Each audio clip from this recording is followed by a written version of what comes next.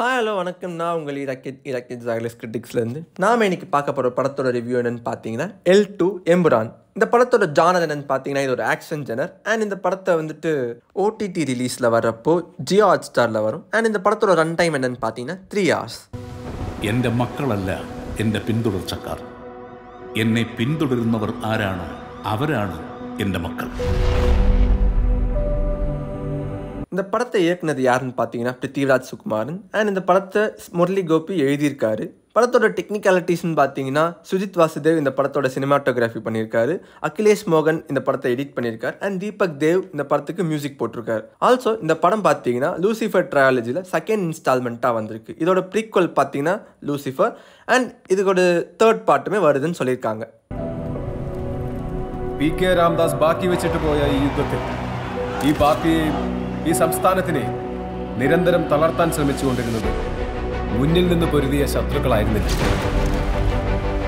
படத்தோட கதை என்னன்னு பார்த்தீங்கன்னா ஸ்டீஃபன் நெடும்பள்ளி உடைய இன்னொரு ஃபேஸ், அதாவது குரேஷி ஆப்ரஹாம் அவரோட லைஃப்பை இந்த படத்தில் காட்டுற மாதிரி இருக்குங்க.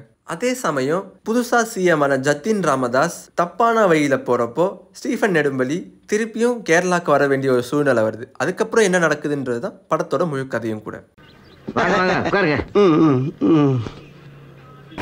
കേരളത്തിലെ കപട മതേതരവാദികൾ ഞെട്ടിത്തരിക്കാൻ പോകുന്ന ഒരു വാർത്ത നമ്മൾ ഉടൻ തന്നെ കേൾക്കും. और राजनीति एक धंधा है हमारे देश में. പക്ഷേ വരുന്നതേ അത്ര ചില്ലറ കൈയല്ല. മനുഷ്യജീവന് മുകളിൽ ഒരു രക്തബന്ധത്തിനും വിലയുണ്ട് എന്ന് ഞാൻ കരുതുന്നില്ല. மோகன்லாலோட கேரக்டர் பார்த்தீங்கன்னா ரொம்ப ரொம்ப மேசிவாக இருந்துச்சு. அதுவும் ஸ்லோ மோஷனாக இருக்கட்டும், அதே மாதிரி அவரோட ஒரு அப்பியரன்ஸ் மொமெண்ட்டாக இருக்கட்டும், எல்லாமே ரொம்ப மேசிவாக இருந்துச்சு. அதே சமயம் செகண்ட் ஹாஃபில் பார்த்தீங்கன்னா ஒரு முக்கியமான ஃபைட் சீன் ஒன்று ஜங்கிளில் வரும். அது பக்காவாக கிராஃப்ட் பண்ணியிருப்பாங்க. அண்ட் ஹீரோக்கான எலிவேஷன் பார்த்தீங்கன்னா மோகன்லால் அந்த சீனில் ரொம்ப சூப்பராக கொடுத்துருப்பாங்க. அதே சமயம் இதோட பெரிய ஃப்ளா என்னென்னா பார்த்தீங்கன்னா அவர் கடைசி வரைக்கும் ஸ்லோ மோஷன்லேயே தான் வச்சுருப்பாங்க. ரொம்ப பெருசாக பர்ஃபார்மன்ஸ் பண்ணுற அளவுக்கு சீனே இருக்காது.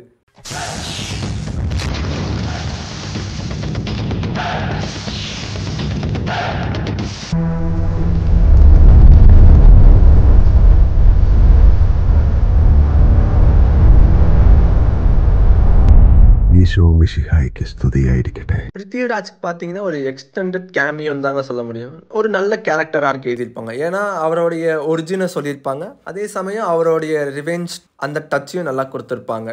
அண்ட் படத்தோடைய இன்டென்ஸ் வயலன்ஸும் பார்த்தீங்கன்னா அவரோட கதை பேஸ் பண்ணி தான் வரும்.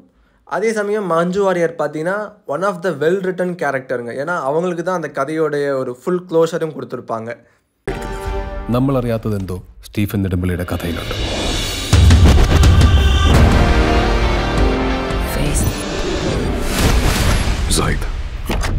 Zaid Masood. We have to end this war. Other கேரக்டர்ஸ்லாம் நடிச்சிருக்கிற டொவினோ தாமஸாக இருக்கட்டும், அவர் வந்துட்டு அந்த வில்லன் ரோலை நல்லா சூப்பராக எடுத்திருப்பார்.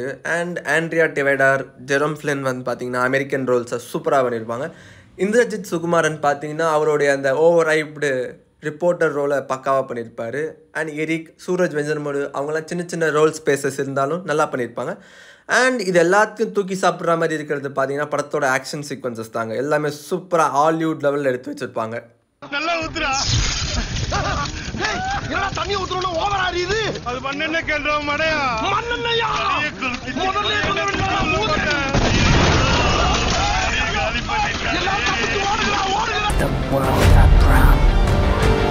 ദൈവപുത്രൻ തന്നെ തെറ്റ് ചെയ്യുമ്പോൾ ചെകുത്താനെ അല്ലാതെ വേറെ ആരെ ആശ്രയിക്കാൻ?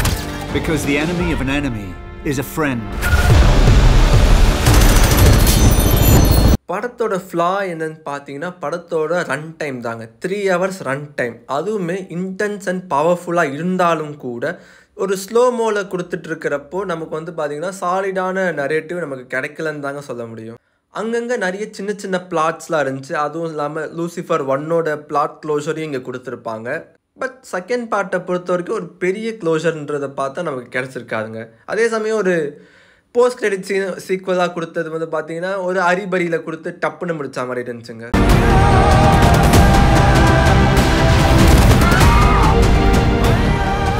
So Stephen, come back. Save your land. மொத்தத்தில் L2 எம்ரான் பார்த்தீங்கன்னா ஒரு நரேட்டிவை, அதாவது ஸ்டீஃபன் நெடும்பள்ளி ஆக்கா குரேஷி ஆப்ரஹாமா வந்து பார்த்தீங்கன்னா அவரோட லைஃப்பை ஃபஸ்ட் ஹாஃப் ஃபுல்லாக நமக்கு டெல்ட் பண்ணிவிட்டு செகண்ட் ஹாஃபில் அவரை திருப்பி கேரளாவை வச்சு சம்பவம் பண்ண வச்சுருக்காங்க. அண்ட் இந்த படத்துக்கு ஒரு பவர்ஃபுல்லான ஸ்டன்னிங் விஷுவல்ஸ் இருந்திருக்கு. அது எந்த குறையும் சொல்ல முடியாது. டெக்னிக்கலி பார்த்தீங்கன்னா படம் ரொம்ப ஸ்ட்ரென்த். பட் ஒரு பிக் பட், அதாவது இதில் வந்து பார்த்தீங்கன்னா ஒரு த்ரெட் ஆர் டேஞ்சர் சுத்தமாக இல்லைன்னு தாங்க சொல்ல முடியும். ஏன்னு பார்த்தீங்கன்னா ஹீரோ வந்து பார்த்தீங்கன்னா ஒரு ஆல்மைட்டியாக இருந்திருப்பார். அவருக்கு வந்து பார்த்தீங்கன்னா தோல்வியே கிடையாது அப்படின்ற ரேஞ்சில் தான் படம் ஃபுல்லாகவே மூவ் ஆகிருக்கும். கூடவே லென்த்தி ரன் டைம் கொஞ்சம் பிரச்சனை தாங்க.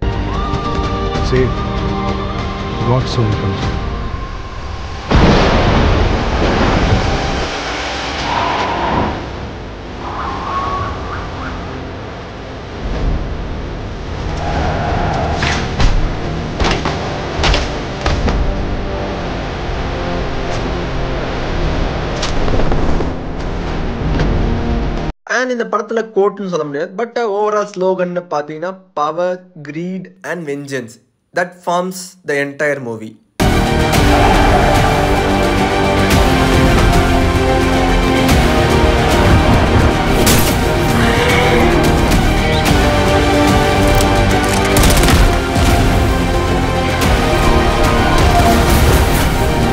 ஸோ இதற்கு ஜாய்லஸ் கிரிட்டிக்ஸோட ரேட்டிங் என்னன்னு பார்த்தீங்கன்னா 5க்கு 3.8ங்க.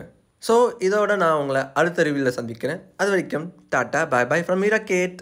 மறக்காமல் லைக் பண்ணுங்கள், ஷேர் பண்ணுங்கள் அண்ட் முக்கியமாக சப்ஸ்கிரைப் பண்ணுங்கள். பிகாஸ் குரேஷி ஆப்ரஹாம் இஸ் வாட்சிங் யூ.